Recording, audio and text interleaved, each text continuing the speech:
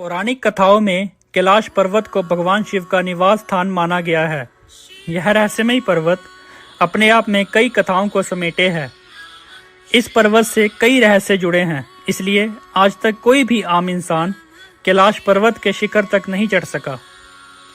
शिव पुराण, स्कंद पुराण, मत्स्य पुराण आदि में कैलाश खंड नाम से अलग ही अध्याय हैं, जिसमें कैलाश पर्वत की महिमा के बारे में बताया गया है।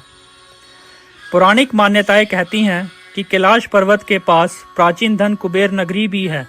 हालांकि इसके निश्चित स्थान के बारे में अभी कुछ पता नहीं लगाया जा सका है। आज हम आपको बताने जा रहे हैं कैलाश पर्वत से जुड़े वह रहस्य जिनके बारे में आपने पहले नहीं सुना होगा। 1980 में चाइनीज गवर्नमेंट ने हर तरह की ट्रैकिंग को सख्त तौर पर बैन कर दिया है। उससे पहले 19वीं और 20वीं शताब्दी में कुछ रशियंस और साइबेरियंस ने कैलाश पर्वत पर चढ़ने की कोशिश की थी, जो कि एक सेंटर पॉइंट के बाद जाकर गायब हो गए। कैलाश पर्वत और उसके आसपास के वातावरण पर अध्ययन कर चुके वैज्ञानिकों का मानना है कि यहाँ चारों ओर एक प्रकार की अलौकिक शक्ति का प्रवाह है, जिसमें आज भी कई तपस्वी गुरु अपनी साधना करते हैं और ईश्वर से संबंध स्थापित करते हैं। धरती के एक ओर उत्तरी ध्रुव है और दूसरी ओर दक्षिणी ध्रुव। दोनों के बीच हिमालय स्थित है, जिसका केंद्र है कैलाश पर्वत।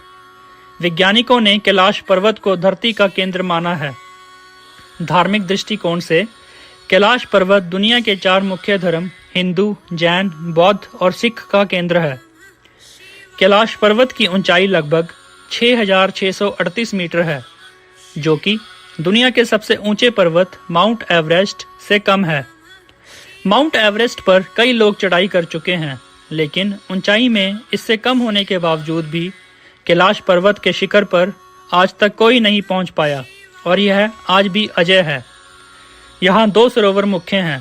पहला मानसरोवर, जो दुनिया की शुद्ध पानी की उच्चतम झीलों में से एक है और जिसका आकार सूर्य के समान है।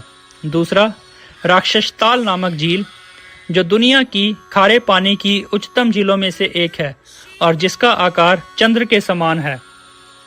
ये दोनों झीलें सूर्य और चंद्र बल को प्रदर्शित करती हैं, जिसका संबंध सकारात्मक और नकारात्मक ऊर्जा से है। जब दक्षिण से देखते हैं तो एक स्वास्तिक चिन्ह वास्तव में देखा जा सकता है। यह अभी तक रहस्य है कि ये झीलें प्राकृतिक तौर पर निर्मित हुई हैं या इन्हें बनाया गया है। ऐसा कहा जाता है कि कैलाश पर्वत के ऊपर स्वर्ग और नीचे मृत्यु लोक है।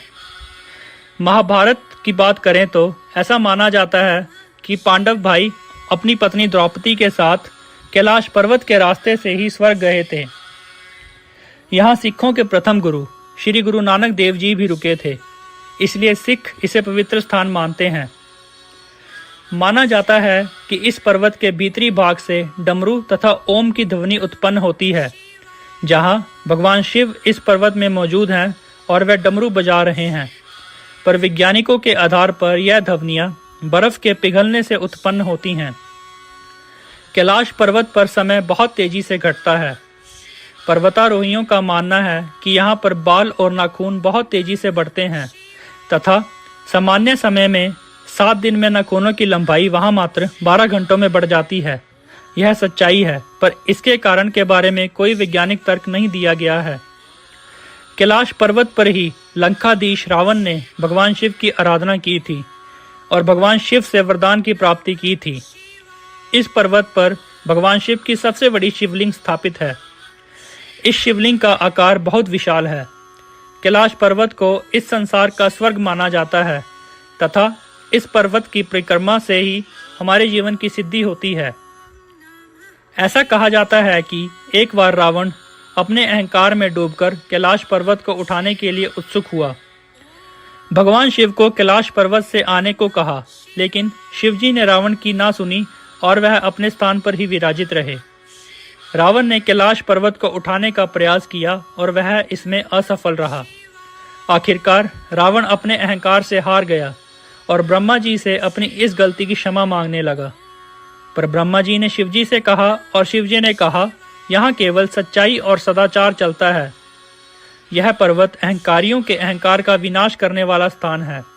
इसी कारण इस स्थान पर पवित्र आत्माएं ही पहुंच सकती हैं। कैलाश पर्वत की यात्रा के लिए कई लोग उत्सुक रहते हैं।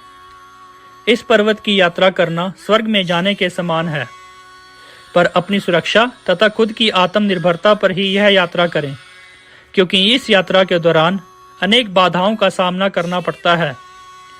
कैलाश पर्वत की यात्रा के लिए 2 रास्ते हैं, जिसमें एक उत्तराखंड से होकर गुजरता है, जो कि बहुत दुर्गम रास्ता होने के कारण इस रास्ते से यात्री नहीं जाना चाहते, तथा दूसरा रास्ता नेपाल से होकर गुजरता है। इस रास्ते से हवाई जहाज द्वारा जाना पड़ता है। आपको इस यात्रा में कम से कम 15 से 20 किलोमीटर की पैदल यात्रा करनी पड़ती है, और इस यात्रा में खुद की सुरक्षा का जिम्मा स्वयं के पास ही होता है। इस यात्रा के दौरान आपको भारत से तिब्बत तक किसी हवाई वाहन की सहायता से जाना होगा, और तिब्बत से आगे आप किसी भी सड़क वाहन की सहायता से जा सकते हैं। इस पर्वत की संपूर्ण यात्रा में लगभग 2 महीने का समय लगता है। कैलाश यात्रा का श्रेष्ठ समय सर्दी का मौसम होता है। सर्दी के मौसम में पर्वत की बर्फ जमी रहती है, जिससे बर्फीले स्थानों का सफर आसान हो जाता है। सर्दी में पर्वत पर बेहद तेज ठंड पड़ती है। मानसरोवर के केंद्र में एक कल्प वृक्ष भी है, जो मुंह मांगी वस्तुएं देता है, तथा इस वृक्ष के फल खाने से जीवन की सभी क्रीड़ा तथा रोग मुक्त हो जाते हैं। तो दोस्तों, अभी के लिए इतना ही। थैंक यू इस वीडियो को पूरा देखने के लिए। अगर आपको हमारी वीडियो पसंद आई तो प्लीज़ इस वीडियो को लाइक शेयर करना मत भूलें, और आपने हमारे चैनल को अगर अब तक सब्सक्राइब नहीं किया तो प्लीज़ सब्सक्राइब करें और बेल आइकन ऑन करें, क्योंकि हमारी और वीडियोस आती रहेंगी। और प्लीज़ कमेंट करके बताएं कि आपको हमारी वीडियो कैसी लगी, और अगर आपको कैलाश पर्वत से जुड़ी कोई और फैक्ट्स के बारे में पता है तो प्लीज़ कमेंट करना ना भूलें। Thank you.